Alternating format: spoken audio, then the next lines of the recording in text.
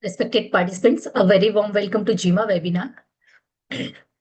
We are privileged to have among us Mr. Mithilesh Chaubey from CB Zymes India Private Limited as the speaker from industry.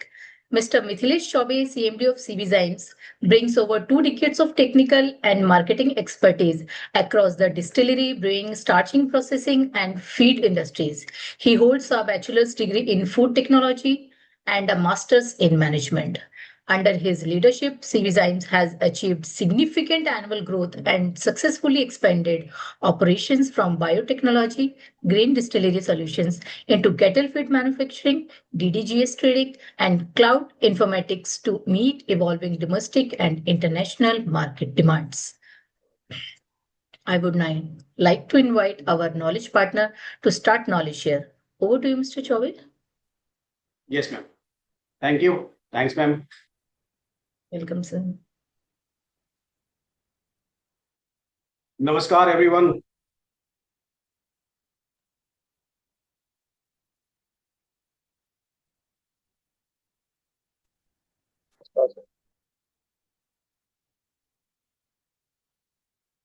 Yeah, excuse me. Screen.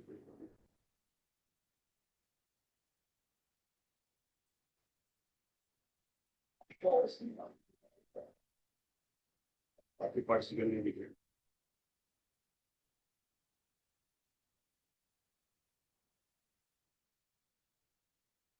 Your screen is visible. You can start now. Okay.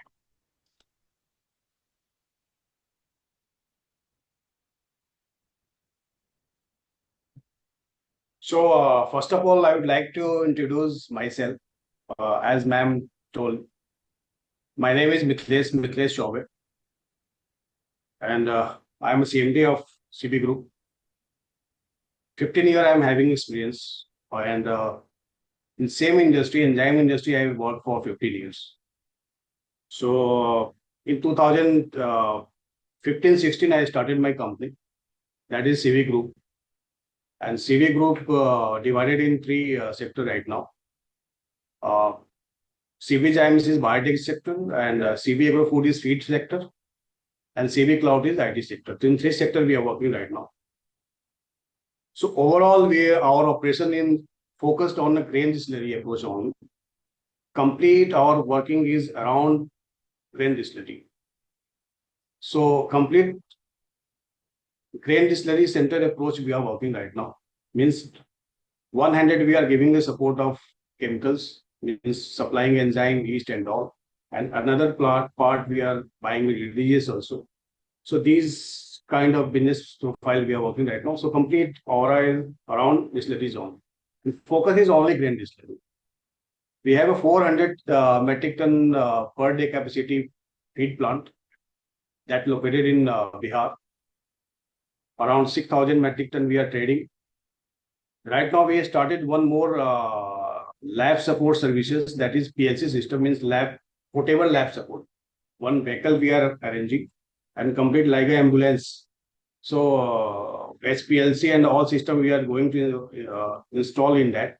So that support we are planning to go ahead soon. These are our ethics of working. So customized solution based performer yield must complete on this ethics principle we are working right now. This is our journey since 2015-16 so till date. Right now we are on turnover of 200 CR plus as a group. So from zero to here we complete our journey. So in short, I am giving us some overview about us. CB Zymes was biotech sector. So in biotech sector, we almost 25 customers we are serving right now. 150 metric ton enzyme per month we are selling right now in different enzyme and distillery sectors. Customized solution we are having means for grain, rice we have a exclusive enzyme, for corn we have some exclusive enzyme. So both enzymes are separate based on raw material specifications. Technical support we are giving dedicated technical support we are giving. So all these are some special from our CV James we are supporting right now. We are partnered with Angel, Abimori. These two companies are international company. So we are partnered with them. Boosters and all we are manufacturing on. So these are in short overview of our working. Right now we are serving our products with few important brand distilleries like Ankur Biochem, Inland, Ankur, Bakuda Unit, Westwell, Micromax. So many plants we are serving right now. Anyway, overall, we are coming to our main important topic, that is maximizing alcohol percentage in corn fermentations. So point is ki how can we maximize once we are using 100% corn? So in my point of view, here I am not sharing complete engineering and all solutions, just it's overall my experience which we gain in last 15 years.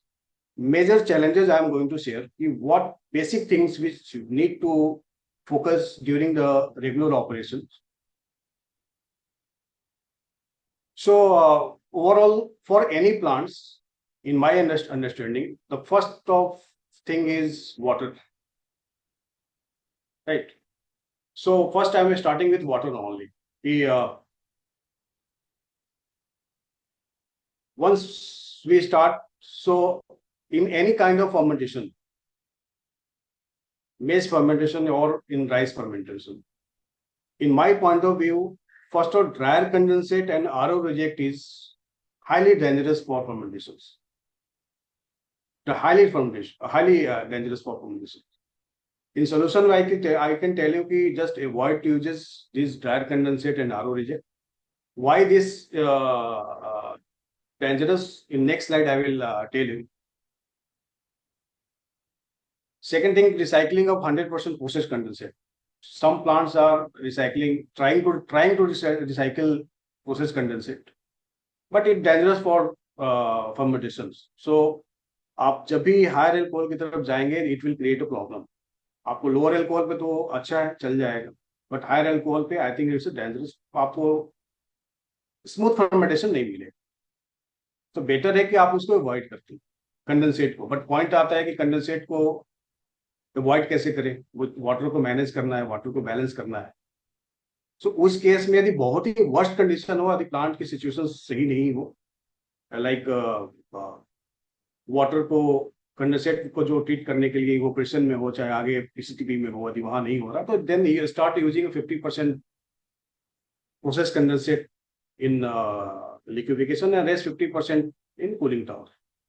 But वहां पर आपको फिर एक chemical use करना पड़ेगा, then only possible to continue on regular basis. Otherwise हर 15 days में या 10 डेज में कोई ना कोई फॉर्मेशन में प्रॉब्लम होगा, या फिर उसको वाटर को कूल डाउन करना पड़ेगा, एक बीच में वाटर को ब्रेक करना पड़ेगा, then only pure process can इसको. So overall my suggestion is possible to avoid. और नेक्स्ट स्लाइड में वही अभी डिफाइन करूंगा एक प्लांट का मैं केस स्टडी के साथ किस तरीके से अवॉइड किया जा सकता है प्रोसेस कंडेंसेट. तो बेटर है कि अवॉइड करें प्रोसेस में डालना. उसका मैनेजमेंट यदि दूसरे पार्ट में हो सकता है कंडेंसेट का, so use in some other part like in cooling tower. और in next slide I will discuss about it. Another most important point is high peat water VFA. किसी भी प्लांट का जो पीट का वाटर है, उसमें पीट वाटर में आपका जब भी पीएचई क्लीनिंग हो रहा है, उसमें वॉशिंग उसका हो रहा है, या फिर फर्मेंटर का वॉशिंग हो रहा है, वो सब कलेक्ट होता है पीट में.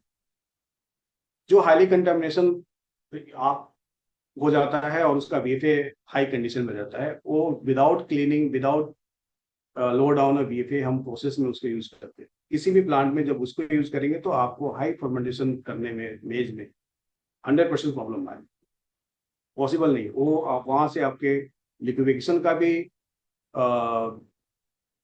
वीएफए इंक्रीज करता है और फर्मेंटेशन का भी वीएफए इंक्रीज करता है. सो इस कंडीशन में बेटर है कि आप अपने पीठ को या तो क्लीन करके रखें या कुछ ट्रीट करके रखें, या कोशिश ये रहे कि पीठ में वाटर ही कम जाए। जैसे हमारी अपनी मॉनिटरिंग रहती है कि पीठ में वाटर कम जाए, या फिर यदि जा भी रहा है तो वहां पे इस तरीके से इन अ डे और अल्टरनेट डेज या 3 डेज में उसकी प्रॉपर क्लीनिंग करें। जबकि जबकि मेरा जो एक्सपीरियंस रहा, मैक्सिमम प्लांटों में ऐसा नहीं होता। मैक्सिमम प्लांटों में वहाँ फोकस ही नहीं होता, ठीक है वो साइड का पार्ट है, वो इस तरीके से अवॉइड हो जाता है। और वो बार बार प्रोसेस में जाने पे वो वही वीएफए इंक्रीज कर रहा है, और उसी से सारा प्रॉब्लम का रूट कॉज हो रहा है। सो बेटर है उसको फोकस करते हुए, स्मॉल स्मॉल थिंग है, बट यही सब स्मॉल थिंग आपके फर्दर अल्कोहल इंक्रीज में ही हेल्प करने वाला।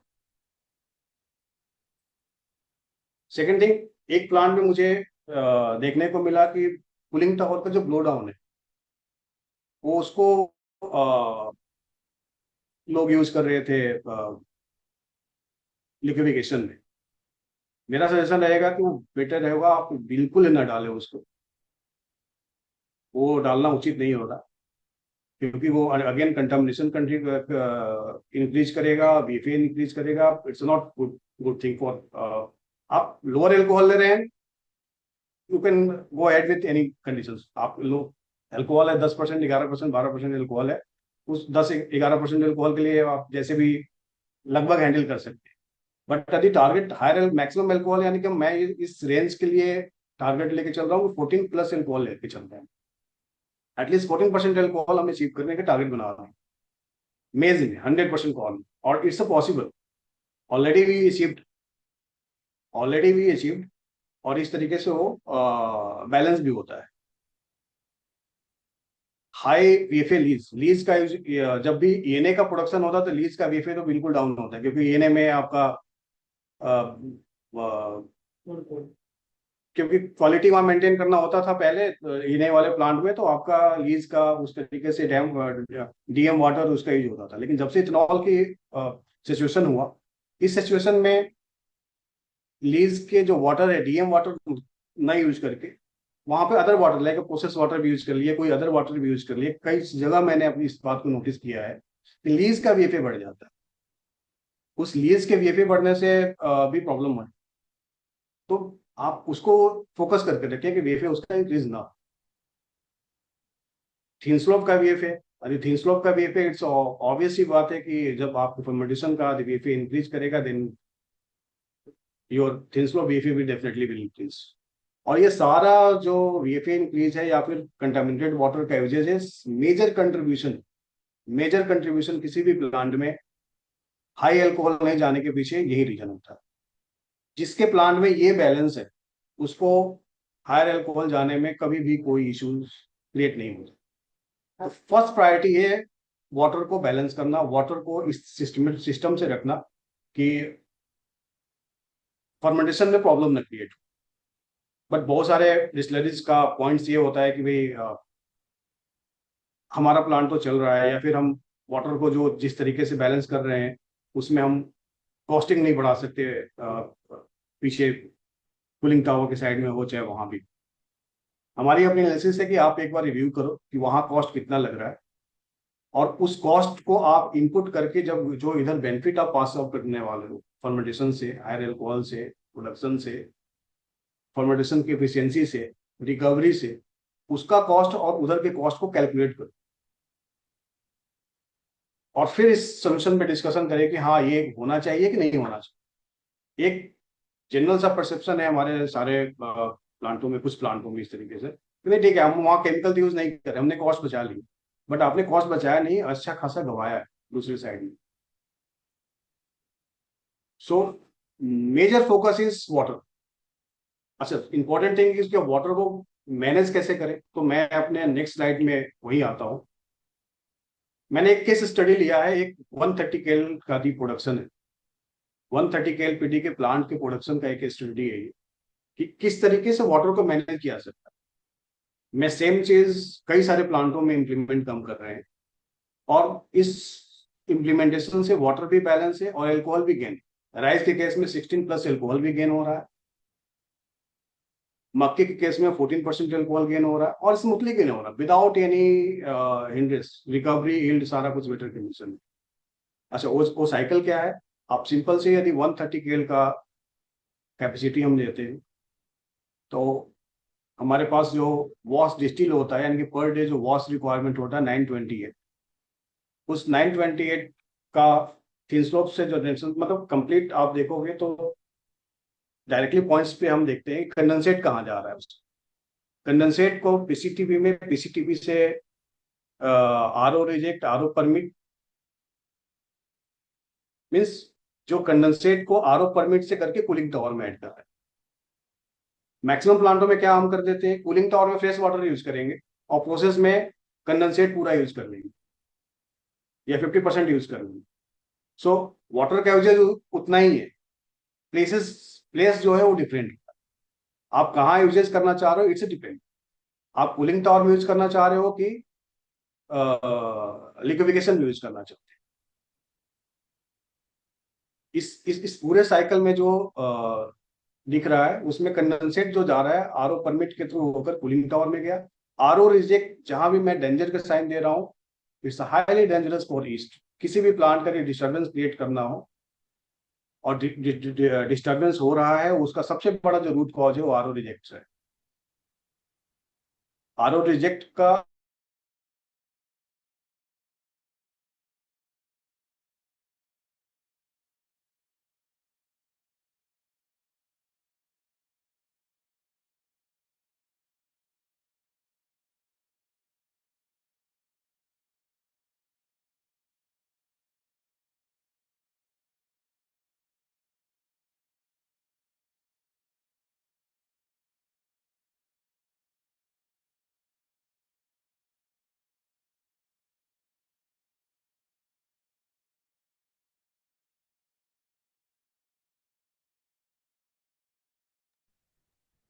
I think there must be some technical glitch from the speaker side, so I request everyone to stay online.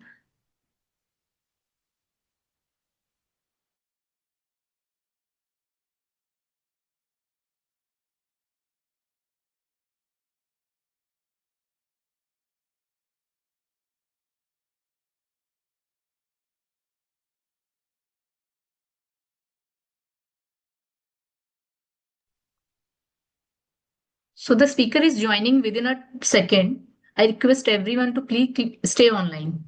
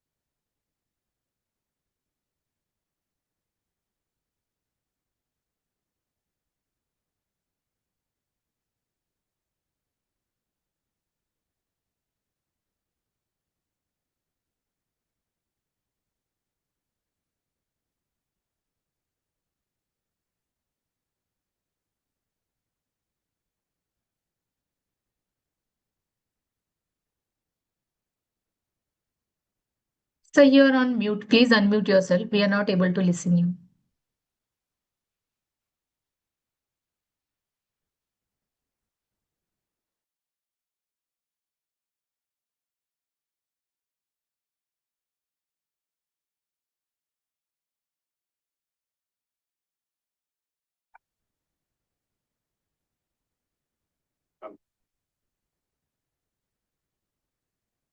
आगे।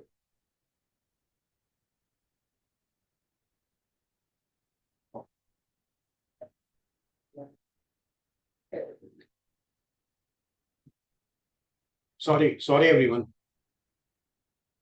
Now you can hear it, ma'am. Yes, sir, you are audible. So please share your screen. Sharing. Yeah, sir, please share your screen. You are audible, sir. You are visible, but your screen is not shared.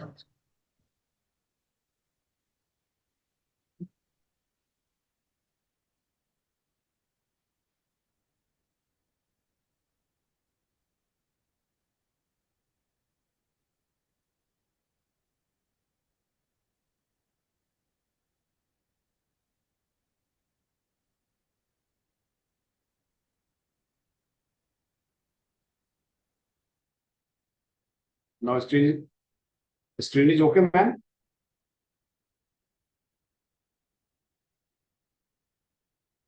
Yes, sir, your screen is visible. Yeah, it's visible. Okay. Sorry everyone. Sorry for disturbance. So ये जो case study है, इसमें पूरे complete water को balance हुआ दिख रहा है, जिसमें कंडेंसेट जो है वो यूज हो रहा है कूलिंग टावर में। नेक्स्ट यहां से कंडेंसेट रिसाइकिल होकर लिक्विफिकेशन में नहीं जा रहा है, और इस प्रोसेस को यदि फॉलो करते हैं जो यहाँ साइकिल दिख रहा है, सो कंप्लीटली सेफ फर्मेंटेशन की तरफ हम फोकस कर सकते हैं और हायर डीएस को जा सकते हैं।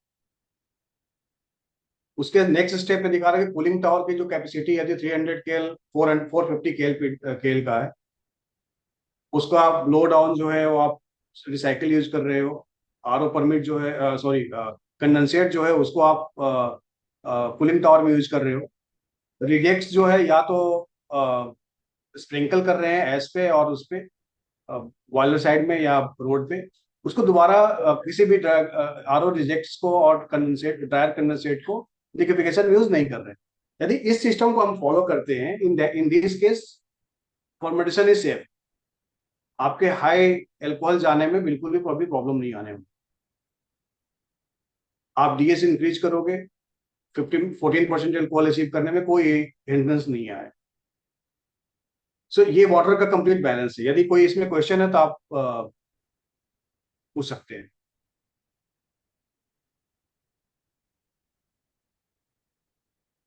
Okay, I'm going to next slide. The next is milling. Milling, water balance हो गया। Next step is mill, means floor. यदि फ्लोर सफिशियंट नहीं है या फ्लोर का पार्टिकल साइज ओके नहीं है, इन दिस केस आपका फ्लो मेंटेन नहीं होगा। फ्लो नहीं होगा, आप हाई डीएस पे जा नहीं सकते। पार्टिकल साइज आपको मेंटेन करना होगा। पार्टिकल साइज एवं 1 mm, never be maximum 5 to 7%। यदि 5 to 7% से मैक्सिमम कंडीशन में है, उस केस में आपको पंप का इश्यू आएगा, पंप का फ्लो में इश्यू आएगा, हिंड्रेंस, कई सारे हर्डल्स क्रिएट होंगे उस टाइम। यदि इनसफिशियंट फ्लोर है, इस केस में भी आपका प्रोडक्शन अचीव नहीं होगा। मेरे समझ से जो बेस्ट प्रैक्टिसेस करना चाहिए 2.8 2.5 mm का मिल साइज में और 2.5 to 2.2 mm शिफ्टर साइज में आप उसका एक्सचेंज करके कर सकते हैं। सबसे इंपॉर्टेंट पॉइंट है आपके होल्स को ध्यान रखें। जो भी सीप का होल है, नंबर ऑफ होल्स कितने हैं। बहुत सारे अभी रिसेंटली हमें एक प्लांट में नोटिस किया, नंबर ऑफ होल्स कम थे, उसमें प्रोडक्शन कम आ रहा है। प्रोडक्शन नहीं आ रहा, उसकी वजह से ग्रेन का प्रोडक्शन, फ्लोर का प्रोडक्शन कम हो रहा है, नंबर ऑफ होल्स की वजह से। सो आप जब भी जाली खरीदे, सीप लें, उसको बाकायदा 1 mm में कितने होल्स हैं उसके ऊपर फोकस जरूर करें। ये सभी को पता है इस बारे में, बट पॉइंट ये है कि ये सारे पॉइंट पे फोकस करके रखना हो। आरपीएम जो भी मोटर का हो उसका 95% तक मैक्सिमम यूटिलाइज करे ही करे। डाउन करेंगे आरपीएम, उससे प्रॉब्लम आएगी। हैमर रूटीन चेकअप में रखें। हैमर का जो कॉर्नर घिसा हुआ रहता है हम चलाते रहते हैं, फोकस नहीं करते, फिर सोचते हैं कि हम प्रोडक्शन नहीं आया या फिर अल्कोहल अचीव नहीं हुआ। इन सारे पॉइंट्स पे फोकस रखना पड़ता है। आप इस की पॉइंट्स पे यदि ओनली फोकस है तो अल्कोहल अचीव करने में कोई प्रॉब्लम नहीं है, इसलिए अचीव कर सकते हैं। मिल में सबसे इंपॉर्टेंट एक एयर वो जो ब्लो है आपका, जहां से डस्ट और वो सब कलेक्शन एयर का होता है, उसकी वॉल 100% ओपन करके रखें, ताकि मॉइस्चर, यदि हाई मॉइस्चर है ग्रेन के अंदर, 13 to 15% यदि मॉइस्चर है, उस केस में मॉइस्चर जो है वो पाइपलाइन में चिपके नहीं, या फ्लो जो फ्लोर का है वो डाउन ना हो। उसके लिए वहां 100% एयर का वॉल को ओपन करके रखें। उससे जो सक्शन है फ्लोर का वो तेज होगा, प्रोडक्शन आपका प्रॉपर मिलेगा। तो कुछ पॉइंट्स है जो मिल पे हम फोकस करके रख सकते हैं। ऐसे तो मैकेनिकल पॉइंट्स बहुत है, बहुत सारा पॉइंट्स है जिसमें मैकेनिकली हम लोग को फोकस करना होता है। बट मैं इस सारे प्रेजेंटेशन के जो पॉइंट्स है उसमें ये चीज मान के चल रहा हूँ कि आपका प्लांट ओके है, आपके प्लांट एंड मशीनरीज ओके है। आपको हैंडलिंग कहाँ कहाँ फोकस करूँ, हैंडलिंग साइड में कहाँ कहाँ पर की पॉइंट्स को फोकस करें, जिससे कि प्रोसेस में मैक्सिमम प्रोडक्शन और मैक्सिमम यूटिलाइजेशन उसका किया जा सके। यदि कोई मैकेनिकल प्रॉब्लम है तो वो एक अदर टॉपिक हो गया कि मैकेनिकली ये इश्यूज है, उसको या तो रिजॉल्व करें या फिर उसका अल्टरनेट ऑप्शन ढूंढना पड़ेगा, तो वो होते हुए भी क्या कर सकते हैं और क्या दूसरा ऑप्शन लेके चल सकते हैं। सो ये हमारे हिसाब से मिल का फोकस करने वाला पॉइंट्स। सेकेंड सबसे इंपॉर्टेंट पॉइंट है लिक्विफिकेशन को। आप मिल के बाद लिक्विफिकेशन में आते हैं। लिक्विफिकेशन में यदि आपका पार्टिकल साइज ओके है, सो वहां पे मुझे लगता है कि आपको जो अदर सबसे इंपॉर्टेंट है वो है विस्कोसिटी का। जब भी डीएस बढ़ाएंगे तो सबसे इंपॉर्टेंट वहां विस्कोसिटी इंक्रीज करता है। यदि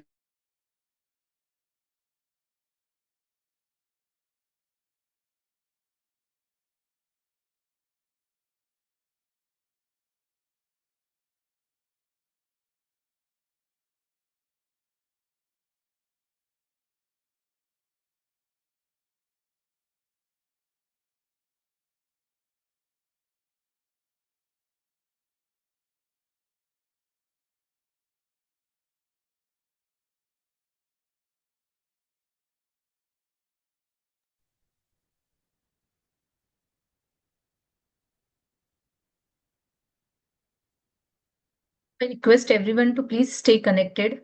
I think again there must be some technical glitch from the speaker side.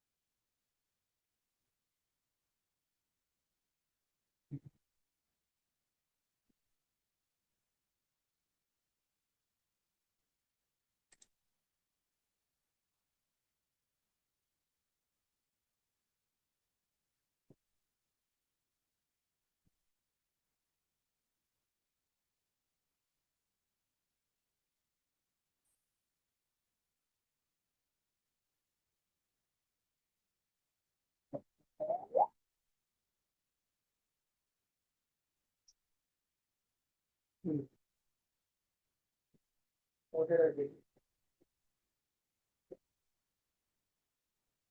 हुआ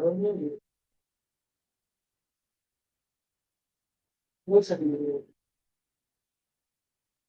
हर तरह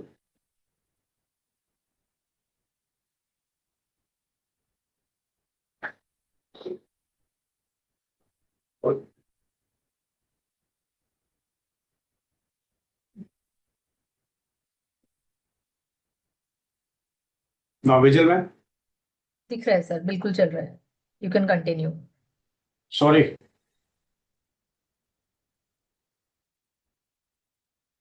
सो we are on point for liquefaction.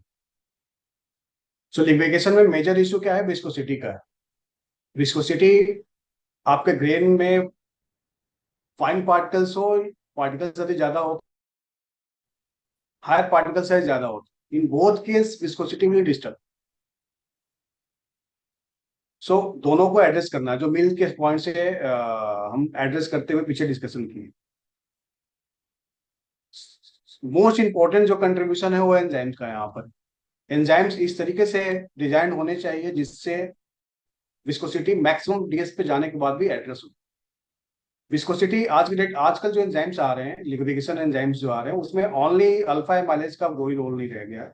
Alpha amylase के साथ साथ में साइड एक्टिविटी एंजाइम्स ऐड होते हैं, जिसकी वजह से आपके फ्लो को बढ़ाया जा सके, विस्कोसिटी को कम किया जा सके, फ्लो की इश्यू एड्रेस हो, विस्कोसिटी डाउन हो, हायर डीएस पे जाने में वही हेल्प करता है। फॉर एग्जाम्पल जाइलेनेज एडेड हो, या फिर और विस्कोसिटी रिड्यूस करने के लिए जो साइड एक्टिविटीज एंजाइम है उसको ऐड करके और उस चीज को एड्रेस करने का पॉसिबिलिटी होता है, जो हमारे पास भी अवेलेबल होता है। उसमें दो प्रोडक्ट हमारे पास है, जिसमें एक 1.12 डोसेस का आता है, एक 0.2 डोसेस का आता है, और वो कॉर्न का एक्सक्लूसिव प्रोडक्ट होते हैं। ये राइस के एक्सक्लूसिव होते हैं, कॉर्न के एक्सक्लूसिव होते हैं। सो इस तरीके से डिजाइन होते हो कि आपका मैक्सिमम डीएस पे ऑपरेशन करने में यदि पार्टिकल साइज ओके है तो प्रॉब्लम ना आए। पीएचई की चोकिंग का जो मैक्सिमम टाइम प्रॉब्लम देखने में आता है, उसके लिए हमारा सजेशन ये रहता है कि आप स्टेनर यूज करते हैं। स्टेनर क्या है? स्टेनर बेसिकली एक बॉक्स है जो आपके स्लरी के बाद यूज किया जाता है। स्टेनर यूज करने से फायदा क्या हो कि इनकेस कभी भी आपका हाई पार्टिकल साइज मेज या फिर एक कंप्लीट होल मेज आपके उसके थ्रू यदि पास होता है प्री मेसन में, सो वहीं पर फिल्टर हो जाता है। स्टेनर में आप 4 mm की जाली या 5.5 mm तक का जाली यूज करके वॉश को उसके थ्रू पास करना होता है। यदि उसका किसी को डिजाइन चाहिए तो डिस्कस कर सकते हैं हम लोग किस तरीके से बनाना होता है। आप स्ट्रेनर यूज करो, आपके पीएचई में कभी प्रॉब्लम नहीं है। पीएचई में प्रॉब्लम तभी आता है जब हाई पार्टिकल साइज का फ्लो में पास होगा, वॉश में यदि पास हो रहा है high particle size, then it will create a problem. या होल मेज पास हो रहा है, या तो विस्कोसिटी हाई। विस्कोसिटी हाई होने का क्वेश्चन नहीं होता कि जब आप एड्रेस कर लेते हो अच्छे एंजाइम यूज करके। तो अभी सिंपल लिक्विफिकेशन एंजाइम यूज करके कोई प्रॉब्लम सॉल्व नहीं होता, इस तरीके से सॉल्व करना पड़ता है। यहाँ पर पीएच का फ्लक्चुएशन यदि वाटर को हम सॉल्व करके रखते हैं वहां पर, जिस तरीके से हमने पिछले स्लाइड में डिस्कस किया कि वाटर का पीएच या फिर वाटर को बैलेंस इस तरीके से करना चाहिए, यानी हम कंडेंसेट को कम यूज कर रहे हैं। यूजेस में हमारे पास लीज है, थिन स्लोप है, वाटर है, तो उस केस में ऑलरेडी आपको कॉस्टिक का यूजेस और या फिर पीएच बूस्टर का यूजेस बहुत ज्यादा यूज नहीं करना पड़ता। अच्छा, इसका एक और प्लस पॉइंट क्या होता है, आप जब कॉस्टिक यूज करते हो तो आपके कलर डीडीएस के कलर डिटोरेट होता है। इसीलिए हमारी सजेशन ये रहता है कि यदि आप डीडीएस को हाईली अच्छे क्वालिटी का बनाना चाहते हो तो आपका सारा रूट यहीं से पास हो। आप वाटर को बैलेंस करके रखो, वाटर को इस तरीके से बैलेंस करके रखो कि आपको पीएच का फ्लक्चुएशन ज्यादा ना हो। थोड़ा बहुत होगा भी तभी सब लो पीएच के एंजाइम्स आ रहे हैं, 4.8 4.5 पीएच तक ऑलरेडी ऑपरेट हो जाता है। सो विदाउट एडेड कास्टिक, या ऐड भी करना होता है इन डे 100 kg या 50 kg का यूजेस मैक्सिमम किया और उस पर प्रोसेस को स्मूथली रन कर दिया, जिससे कि हमारे रिलीजियस में या फिर आगे किसी में कलर का प्रॉब्लम नहीं आएगा, स्टिकनेस का प्रॉब्लम नहीं आएगा, लम्स नहीं बनेगा। सबसे इंपॉर्टेंट, आप यदि कॉस्टिक एजेज यहाँ कम करते हो तो लम्स नहीं बने। अच्छा, मैक्सिमम लोग नहीं करते हैं, बोलते हैं हम तो वाटर को जैसे चला रहे हैं वैसे ही चलाएंगे। आप चलाओगे फिर उसका उसका जो आगे बाई प्रोडक्ट है और उसके कॉन्सिक्वेंसेस जो है वो उसको भी झेलना पड़ेगा। तो बेटर है कि आप उसको वाटर को उस तरीके से बैलेंस करके चले ताकि पीएच की ज्यादा फ्लक्चुएशन ना हो और आपका प्लांट स्मूथ भी रन करे। जब वाटर बैलेंस हो सकता है तो मैक्सिमम कोशिश करें। Second most important point is thin slope. Thin slope जो भी हम रिसाइकिल कर रहे हैं उसका सॉलिड मोस्ट इंपॉर्टेंट है। उसके अंदर सॉलिड भी इंपॉर्टेंट है, उसके अंदर एसएस भी इंपॉर्टेंट है, डीएस भी इंपॉर्टेंट। टोटल सॉलिड जो आपके पास आए, मक्के के केस में यदि मैं बात बात करूं तो 4.5% से ऊपर नहीं जाना चाहिए। यदि वो 4.5% से ऊपर आ रहा है, यदि उससे हाई है तो फॉल सॉलिड क्रिएट कर रहा है आपके फर्मेंटर में। अब ये डिपेंड करता है आपके डिकेंटर की एफिशिएंसी पे, जैसे कि आपको वो बताइए 78-80% यदि एफिशिएंसी मेंटेन होता है तो ऑटोमेटिक 4.5% तक 4% तक आपका टिन स्लोप का सॉलिड मेंटेन हो जाता है। और इससे फायदा ये होता है कि आपका प्रोसेस में फॉल सॉलिड क्रिएट नहीं हुआ और स्मूथली रन हो जाता है।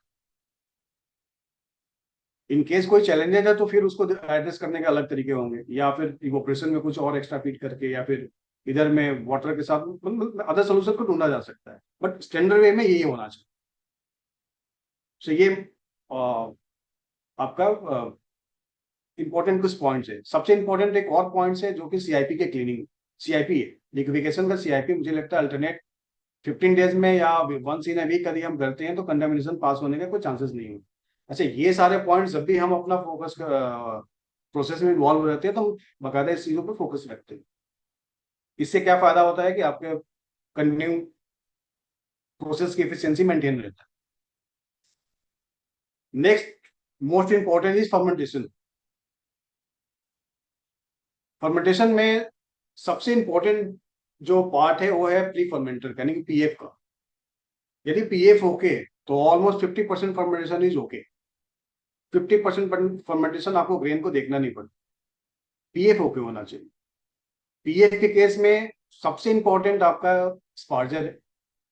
स्पार्जर बेसिकली होता क्या है, आप कुछ बहुत सारे प्लांट्स में मेरे को इस तरीके से कुछ जगह मिला जहां स्पार्जर को वेल्डिंग किया हुआ है। स्पार्जर को वेल्डिंग किए हैं, उसको बाहर निकलते नहीं, ओनली पाइप को क्लीन करने के लिए स्टीम लगा दिया या फिर इंजेक्ट किया कहीं से वाटर को और बस हो गया clean. No no, it's not proper thing. आप बाकायदा स्पार्जर को बाहर निकलना चाहिए। बाहर निकाल के उसको alternate 7 days once in a week और मैं 3 डेज 4 डेज में उसकी प्रॉपर क्लीनिंग करें। 7 डेज में तो करे ही करे। बाहर निकाले, बाहर निकाल के पूरे पाइप की क्लीनिंग कर दिए, उसमें कंटेमिनेशन होने के कोई चांसेस खत्म। स्प्रिंकलर को क्लीन कर लिए, बॉयलर को जो एयर ब्लोअर है उसको क्लीन कर दिए। तो इस पॉइंट्स को यदि फोकस करके रखे हैं तो आपका फर्मेंटेशन का 50% सोल्यूशन यहीं से मिल जाता है। यदि पीएफ में ईस्ट यदि हेल्दी कंडीशन में पास हो रहा है तो ऑब्वियसली बात है आपका फर्मेंटेशन स्लगिश नहीं हो सकता, कभी भी स्लगिश नहीं होगा वो कोई भी ईस्ट हो। फर्मेंटेशन स्लगिश ज्यादा नहीं होगा, प्रॉपर चल जाएगा। हाँ, तो लास्ट में जो और उसके फाइन ट्यून करने की जरूरत है वो अलग पॉइंट है, बट आप इसको फोकस्ड करके रखे हो तो स्लगिश नहीं हो। नेक्स्ट, कुछ प्लांट्स में मेरे पास ऑब्जर्वेशन इस तरीके से रहा है जिसमें हॉट एयर पास होता है। पीएफ का जो एयर है आप उसको लाइन को टच करो तो पूरा हॉट रह जाता है, हॉट एयर पूरी पासिंग होती है। उस केस में ईस्ट पे हाईली स्ट्रेस हो जाता है उस एयर से। उस स्ट्रेस की वजह से ईस्ट हेल्दी कंडीशन में नहीं रहेगा जिससे आपका फर्मेंटेशन हो सकता। तो आप सबसे इंपॉर्टेंट है आप एयर को भी लाइन चेक करते रहना है कि एयर जिससे पास हो रहा है जिस लाइन से, या स्टीम कहीं से पास नहीं हो रही एयर का और स्टीम का लाइन लगभग पास पास होता है, कहीं स्टीम तो पास नहीं हो रहा है। या फिर जो जिस वाटर जो सीलिंग वाटर है उसका टेम्परेचर क्या है अभी, जिसके थ्रू एयर टच करके ठंडा होके आगे पीएफ में जाने वाला, उस सीलिंग वाटर का टेम्परेचर क्या है। वहां पीएचई लगा होता है, पीएचई सही से काम कर रहा है कि नहीं कर रहा है। यदि सीलिंग वाटर का टेम्परेचर इंक्रीज हुआ उस केस में आपका डेफिनेटली पीएफ में एयर टेम्परेचर जाना हाई होना ही होना है। और हाई होगा मल्टीपल जगह मुझे मिला है, मतलब मैक्सिमम कई सारे प्लांटों में एक्टिविटी जब स्टार्ट किया हूं मैं, मैक्सिमम जगह में इस बात को फाइंड आउट मिला एयर का टेम्परेचर ही है, या फिर एयर के लिए पूरा इन्वायरमेंटल एयर जो एयर है हॉट एयर का उसको ही पास कर रहे हैं, वो वाटर के टच में ही नहीं आ रहा है। तो छोटी छोटी चीज है, बट आपके इफिशियंसी वहीं से आना। वहीं से एफिशिएंसी को मेंटेन होना। नेक्स्ट पॉइंट है सीआईपी का। आप फर्मेंटर की जब भी सीआईपी करते हैं, टेम्परेचर कितना लेकर जाना है, 90 डिग्री सेंटीग्रेड टेम्परेचर जाना है फॉर 1 आवर तो जाना है। अब बहुत सारे केस प्लांट में जब इपॉक्सी का फर्मेंटर है, उस केस में हम टेम्परेचर को मेंटेन नहीं कर पा रहे, उस केस में कास्टिक को एटलीस्ट 12 या 14 12 पीएच से ऊपर मेंटेन करके रखें, प्रॉपर उसको करें। फॉर्मेलिन के साथ एटलीस्ट ऐड करके उसका जो टेम्परेचर मेंटेन करना है, जिसकी फ्यूमिगेशन हो सके, उसको करें। बट करें, होता क्या है, बहुत सारे ऑपरेटर्स और ये लोग अवॉइड कर देते हैं। यूजली ये होता है कि क्या हो गया, एक बार नहीं करेंगे तो क्या होगा। बट मक्का अपने आप में कंटेमिनेशन कैरी करता है। उसका जो मक्के का जो आउटर परत है, चाहे मॉइस्चर गेनिंग होता है, उसके अंदर मॉइस्चर पहले से होता है। ऑब्वियस सी बात है, कंपेयर टू राइस उसमें कंटेमिनेशन ग्रेन में ही ज्यादा है। सो अपने ग्रेन एक तो पहले से ग्रेन में ज्यादा है कंपेयर टू राइस। अब उसको यदि कोई और स्कोप देते हैं बढ़ने के लिए, तो ऑब्वियस सी बात है कि आपका फर्मेंटेशन में प्रॉब्लम होगा ही होगा, और होना ही होना है। सो सीआईपी सिस्टम को प्रॉपर फॉलो करें। प्लांट के लोग 10 जगह बिजी रहते हैं, कभी होता है खराब हो, कभी फोकस हो पाता है, कहीं नहीं हो पाता है। जिस प्लांट में फोकस होता है वहां रिजल्ट आते हैं, और रिजल्ट आएगा। तो प्रॉपर जो सीआईपी का सिस्टम है उसको फॉलो करें। यदि ग्रेन कंटामिनेटेड है, उसमें मॉइस्चर ज्यादा है, उस केस में एंटीबायोटिक और सब जो अभी है उसको यूज कर सकते हैं। फॉर एग्जांपल, अभी हमारे पास वर्जीनिया माइसिन का 100% कंसंट्रेशन का लैक्टोफिक्स करके जो है, आप उसको यूज कर सकते हैं। कुछ प्रोडक्ट इस तरीके से हैं जिसमें एंटी माइक्रोबियल एंटीबायोटिक दोनों मिक्सअप करके आते हैं, आप उसको यूज कर सकते हैं। एंटीबायोटिक अलग यूज कर सकते हैं, एंटी माइक्रोबियल्स अलग यूज कर सकते हैं। ग्राम पॉजिटिव ग्राम निगेटिव के बैक्टीरिया को अदर बैलेंसिंग के हिसाब से भी बूस्टर्स आते हैं, आप उस तरीके से यूज कर सकते हैं। इन सारे केस को देखते हुए आगे फर्दर जो सबसे मोस्ट इंपॉर्टेंट पॉइंट है कि जब स्ट्रेस नहीं रहेगा तो फर्मेंटेशन सही चलेगा। स्ट्रेस को कम करके चलना है। नेक्स्ट सबसे इंपॉर्टेंट पॉइंट है कि अपने फर्मेंटेशन में ग्लिसरॉल का जो फॉर्मेशन है या फिर अदर एल्कोहल, हायर एल्कोहल का जो फॉर्मेशन है, उसको हम कितना कम कर सकते। जितना कम रखेंगे हमारा यील्ड का पार्ट उतना ही बेटर रहेगा, या फिर टॉलरेंस जो है एल्कोहल का वो बेटर है। उस केस में हमारे साइड से जो रिकमेंडेशन रहता है वो ओलंपस करके, अभी एबी मोरी का नया से ईस्ट आया है, ब्राजील मेड ईस्ट है, इट्स वर्किंग वेल, आप उसको यूज कर सकते हैं।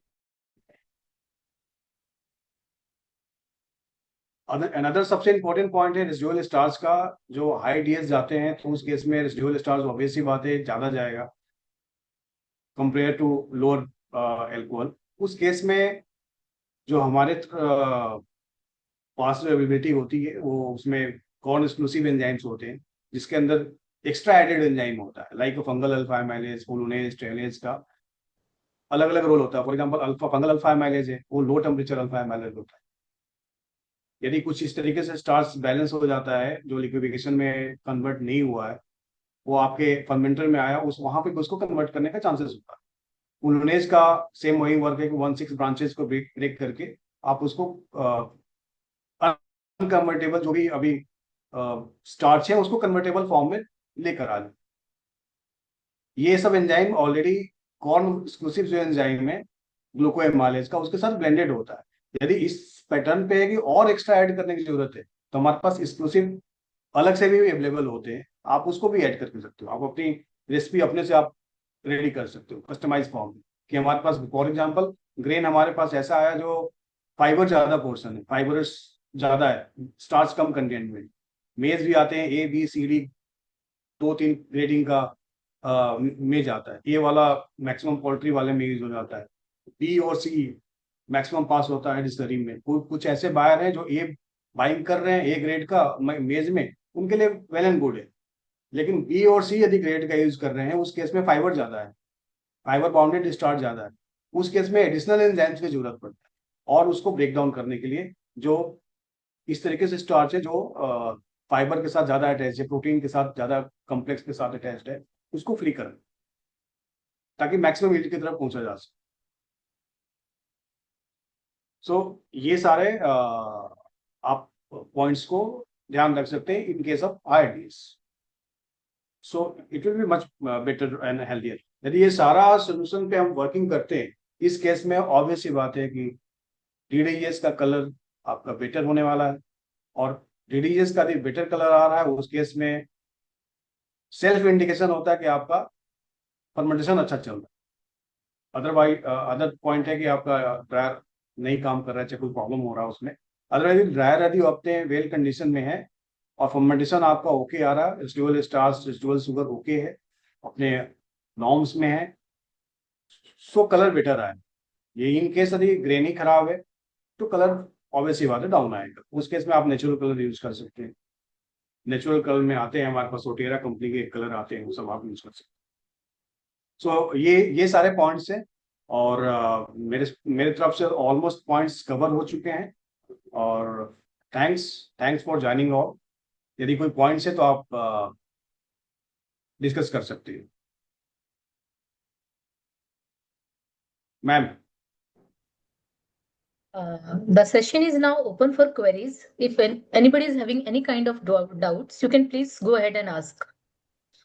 So, सर हमारे चैट बॉक्स पे हमारे पास 2 क्वेरीज आ रखी हैं. तो एक क्वेरी है हमारी from mister CP Tripathi and he is asking how much maximum DS maintain during process. For example मैंने 14% का लिया है. 14% यदि एल्कोहल हम अचीव कर रहे हैं, in that case 35 to 36 DS. यदि आपके फ्लोर में 60-61% स्टार्चेज है, then it's sufficient. 35 days including thin slop recycling हो रहा है, उसके बाद भी 35-36 डेज तक जा सकते हैं, आप इजिली जा सकते हैं. ग्रेविटी वाइज बात करूं मैं, सो ग्रेविटी 120 से 122 123 ग्रेविटी यदि हम यूज कर रहे हैं, इस केस में इजिली आप 14% एल्कोहल अचीव करते हो डिस्टिलेशन से.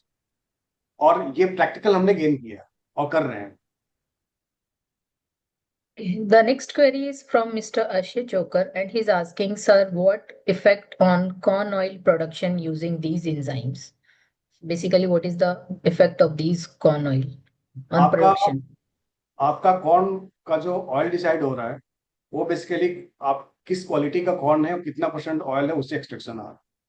आप एंजाइम का इससे मेजर हमारा इम्पैक्ट क्या है? मेजर एंजाइम के मेजर रोल है आपके मैक्सिमम कन्वर्जन को कन्वर्ट करना, मैक्सिमम स्टार्च को कन्वर्ट करना किसी भी एंजाइम. अब एंजाइम में जो साइड एक्टिविटीज एंजाइम्स हो डाल के हो, या फिर अल्फा एमाइलेज के साथ ब्लेंड करके हो, या ग्लूको एमाइलेज के साथ ब्लेंड करके हो, उसका ऑब्जेक्टिव है जितना आपका स्टार्च कन्वर्ट करके हम एल्कोहल में कर सकते हैं उसको करता है, शुगर के फॉर्म में कर दे ताकि ईस्ट आपका कंज्यूम कर सके. पॉइंट्स यहाँ है. अब आपका जितना लोअर डाउन में रहेगा रेसिडुअल स्टार्च, जितना यील्ड पार्ट आपका ओके रहेगा, कॉर्न ऑयल उसी रेशियो में आ गएगा. फॉर एग्जांपल हमने 100 केजी कॉर्न को लिया, उसमें से लगभग 61% स्टार्च है और उसका 95-96% कन्वर्जन कर लिए.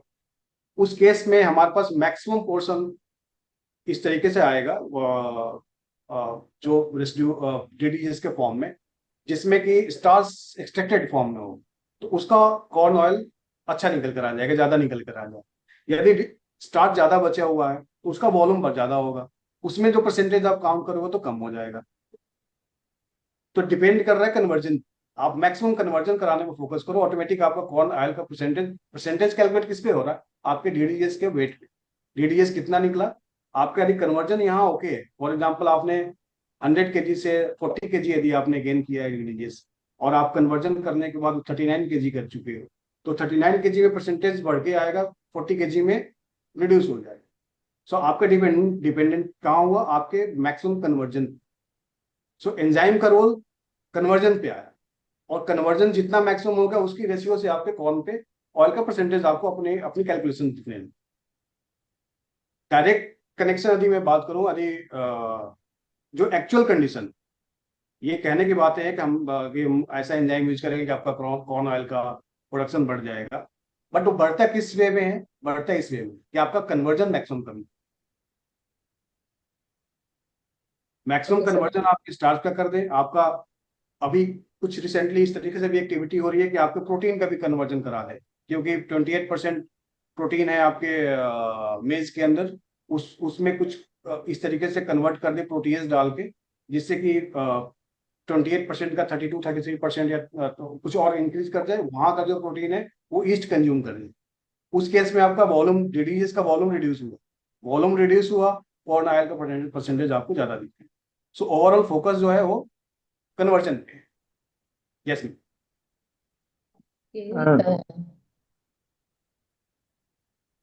Any questions? ठीक है sir, next question chat box में है, is there any instrumental method as well as simple lab method of glycerol measurement in running fermenter as an indicator of stress? Stall formation उसके लिए एक portable device अभी आ रहा है, जिसको आप लैब में यूज कर सकते हो। पोर्टेबल डिवाइस, छोटा सा डिवाइस है, इसमें ग्लिसरॉल मेजरिंग हो जाता है। अदरवाइज यदि एग्जैक्ट यदि मेजर करना है, उस केस में एचपीएलसी सिस्टम के लिए ही आप जा सकते हो, और एचपीएलसी के सपोर्ट हमारे पास अवेलेबल है। तो फ्रीक्वेंट आपको यदि कभी चेक करना होगा तो हम चेक करा सकते हैं आपके लिए। अगला क्वेश्चन है sir, percentage of starch in maize for 14% alcohol?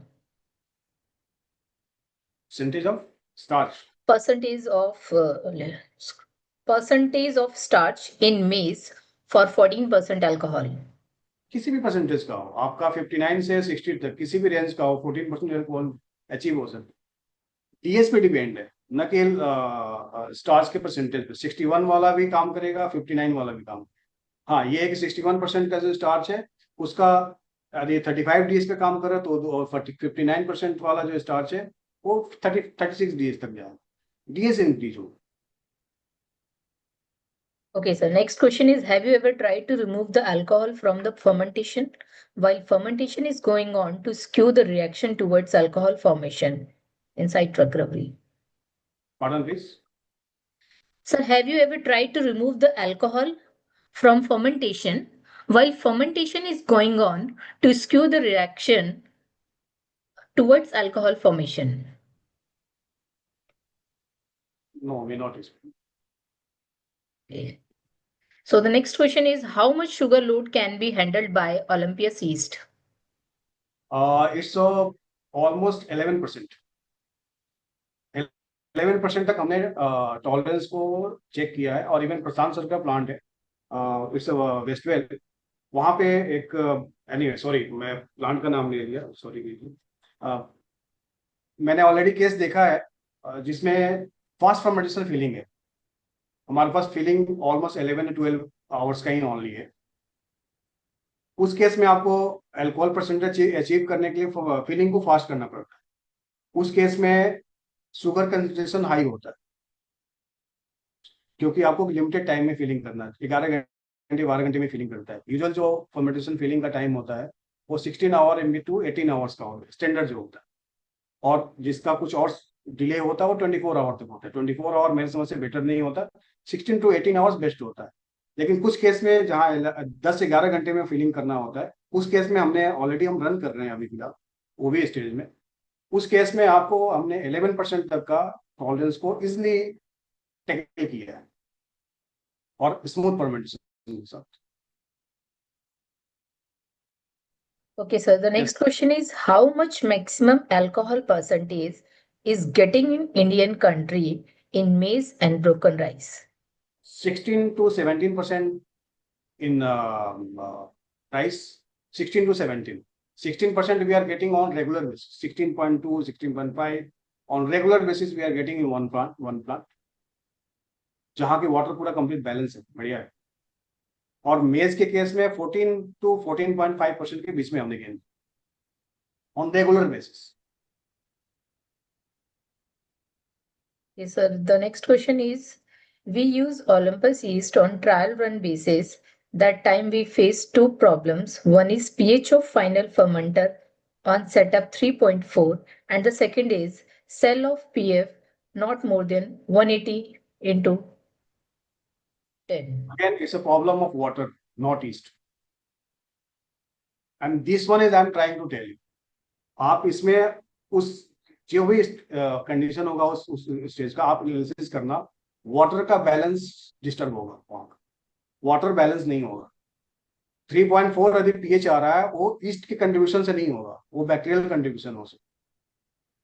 PH drop होने का या तो वाटर हाई वीएफए का यूज करेंगे तो ड्रॉप होगा, या तो बैक्टीरियल ग्रोथ होगा उसमें तो होगा।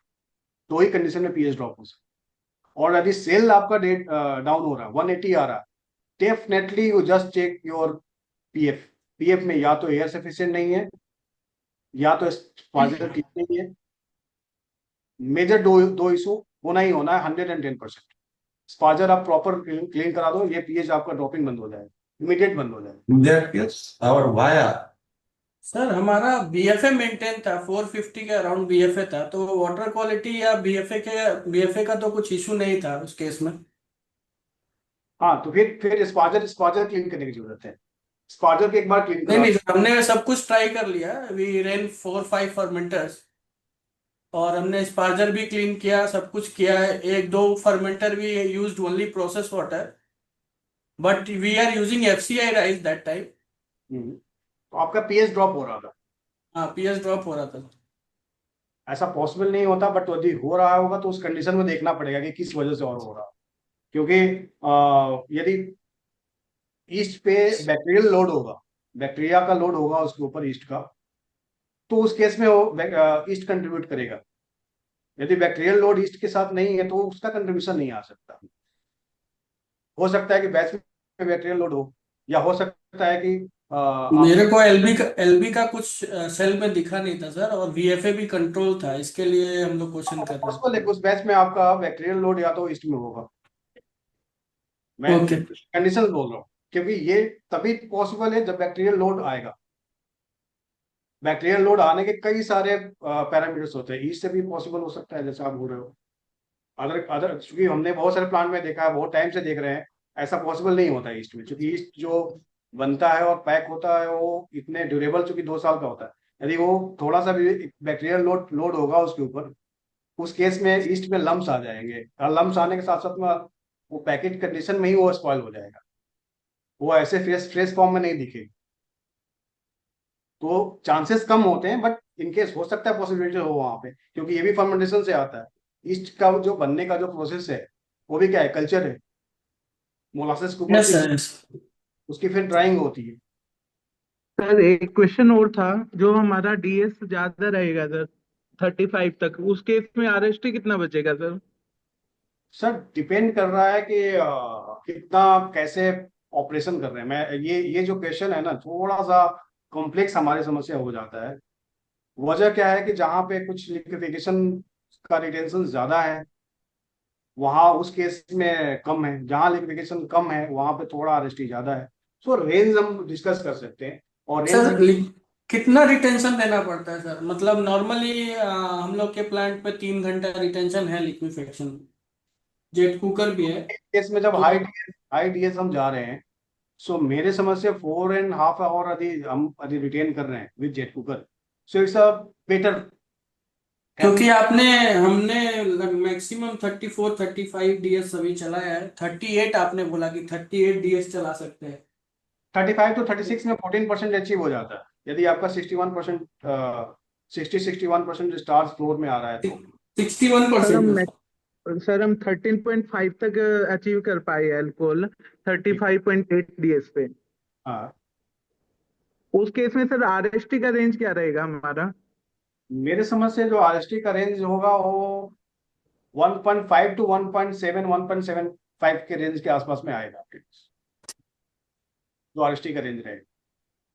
सर एक क्वेश्चन और था, जैसे आपने ये बात किया सर नेचुरल कलर ऐड करने का बेरवेल में डीडीजीएस के कलर को इम्प्रूव करने के लिए, अगर हमारा कॉर्न ऑयल एक्सट्रैक्ट कर रहे हैं हम, तो हमारा डीडीजीएस कलर डाउन होता है। उस केस में सर हम ये नेचुरल कलर कहाँ पर ऐड करें सर, बेरवेल में या फिर आगे यूज कर सकते हैं कहीं? और उस केस में मेरे समझ से बियरवेल में भी यूज कर सकते हैं, बियरवेल में यूज करने में भी कोई दिक्कत नहीं आता। एक जगह ऑलरेडी यूज हो रहा है जहाँ बियरवेल में ही यूज होगा, कलर पे कोई इम्पेक्ट नहीं हो सकता। या फिर उसके आगे जो कॉर्न ऑयल एक्सट्रैक्शन हो रहा है वो तो सिरप से जनरेट हो रहा है, इसलिए बेटर है आप बियरवेल में ही ऐड करो। वो थिन स्लो से एक्सट्रैक्ट करते हैं सर हम इवेपरेशन में, उसके बाद हमारा 40 के बाद फिर एक्सट्रैक्ट करने के बाद उसको सिरप में ही वो कर लेते हैं हम काउंट। वीआरएल में ये सब, क्योंकि इसका जो मेजर रोल है वो ये है कि आपकी मिक्सिंग हो सके, हर पार्टिकल साइज पे उसका कलर चिपक सके। बाकी और सारा बाकी जगह जो यूज करके देखा गया वो सक्सेसफुल नहीं रहता है, वो मिक्सिंग प्रॉपर नहीं हो पाता है। तो मिक्सिंग प्रॉपर नहीं होता तो फिर कलर का जो या तो उससे कॉस्ट हाई होता है, आपको जहाँ 5 kg और 7 kg से यूजेस करने में कंप्लीट हो जाना चाहिए, वो क्वांटिटी इंक्रीज कर जाता है। सो सर एक क्वेश्चन और था सर, हम लोग को फर्मेंटेशन करने के दौरान सर पीएच हमारा सडन डाउन हो रहा था और उसके बाद हमारी रिएक्शन स्लो हो रही थी। सर सिंपल सा इसमें वाटर और कंटामिनेशन का सोर्सेस काउंट करने की जरूरत है, और कहीं से कोई प्रॉब्लम नहीं है। एक बार वाटर जो मैंने अभी जो आपको स्क्रीन शेयर किया था वाटर बैलेंस का, आप उस पूरे बैलेंस सिस्टम को देखो कि कैसे कैसे बैलेंस है। इसमें पॉसिबिलिटी ये हो सकता है कि आपके कोई प्लांट का पार्ट लाइक इवोपरेशन फीडिंग का हो या फिर आपके पीसीटीपी का हो, कोई काम नहीं कर रहा हो। इन केस काम नहीं कर रहा है तब अलग पॉइंट है कि उसके ऊपर डिस्कशन किया जाए और क्या लूप होल्स हो सकता है बेस्ट करने के पॉइंट से। अदरवाइज यदि वो वर्किंग कंडीशन में है तो आप जो हमने वाटर के बैलेंस को डिस्कस किया था उसको बैलेंस कर दो, उस तरीके से बैलेंस कर दो, प्रोसेस में कभी प्रॉब्लम नहीं है। हमारे We have हमारे जितने भी वर्किंग है, मैं जो इंडस्ट्री विजिट किया हूँ उन सारे इंडस्ट्री में मेरे को मैक्सिमम जगह वाटर के ही सबसे ज्यादा इश्यूज दिखा। और वाटर का इशू है भी, ऑब्वियसली बात है, हर जगह जीरो जेडेल्डी करना है, जेडेल्डी करना है तो उसके हिसाब से बैलेंस करना है। लेकिन मेरा पॉइंट ये होता है कि जेडेल्डी करना है बट करने के तरीका है। आपको जो एक यूजुअली क्या होता है, लोग फर्मेंटेशन में कुछ भी डालने के प्रैक्टिस कर लेते हैं, सब चल जाएगा, सब नहीं चल सकता है, कुछ भी डाल के नहीं प्रोसेस कंप्लीट हो सकता। ये सर बट सर फर्मेंट जैसे फर्मेंटर स्टार्टिंग में सही जा वो रहा था, सब कुछ सही जा रहा था, बहुत but clear sir sir. Sudden बीच में पीएच डाउन होना और साइकिल टाइम बढ़ना वो दिक्कत दे रहा था। आपका आपका वॉइस क्लियर नहीं है, मैं बोलना सर। सर फर्मेंटेशन स्टार्टिंग में इनिशियल तो ठीक चल रहा है पर रिएक्शन फास्ट हो रही है, सब कुछ हो रहा है, बट पीएच डाउन का इशू बहुत फेस करना पड़ रहा था। पीएच डाउन कितना, पीएच डाउन कितना हो रहा था? सर वो 3.2 3.5 तक आ जा रहा था, फिर रिएक्शन स्लो हो रही थी, उसके बाद फिर एट द एंड अगर हम उसको रिटेंशन टाइम या 65 68 आवर्स दे दे तो वो कंप्लीट हो जा रहा था, बट सर साइकिल टाइम हमारा बढ़ जा रहा था। नहीं सर, तो 100% कहीं ना कहीं सोर्सेज कंटामिनेशन का आ रहा है। वजह क्या है कि आपका फाइनल होना चाहिए था 3.8 3.9 के आसपास, और इतना 3.4 3.5 जा रहा है। 3.8 रहता तो कोई इश्यू नहीं है, 3.7 भी रहता तब भी कोई समझ में आता था कि चलो ठीक है, लेकिन 3.4 यदि जा रहा है इसका मतलब कहीं ना कहीं से कंट्रीब्यूशन हो रहा है उसमें। कोई पाइपलाइन या तो बीच में कहीं से लीकेज हो रहा होगा, कहीं कुछ और लॉस ऐड हो रहा है। एक बार डिटेल्स में जाकर चेक करने की जरूरत है, क्योंकि 3.4 3.5 आ रहा है मतलब कहीं अदर सोर्सेज है। क्योंकि बट सेम चीज हम दूसरा ईस्ट यूज किया तो सर सेम आउटपुट हमको अच्छा मिलने लग गया सर, उसमें कुछ इशू नहीं आया सर। अच्छा, तो कौन सा यूज कर रहे थे आप? सर नहीं, कोई भी से स्टार्ट किया दोबारा से तो सर सही चल गया। होगा कोई उसमें, मतलब ओवरऑल रीजन जो है वो कंटामिनेशन नहीं है सिर्फ, वो कोई भी सोर्सेस हो कंटामिनेशन का ही सोर्सेस है। जी sir. any other questions from the participant side?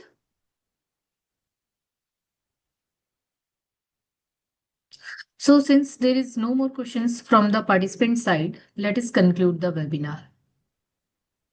So we are very thankful to Mithilesh Chaube sir as a valuable knowledge partner. Thank you So sir, please accept a token of appreciation from JIMA.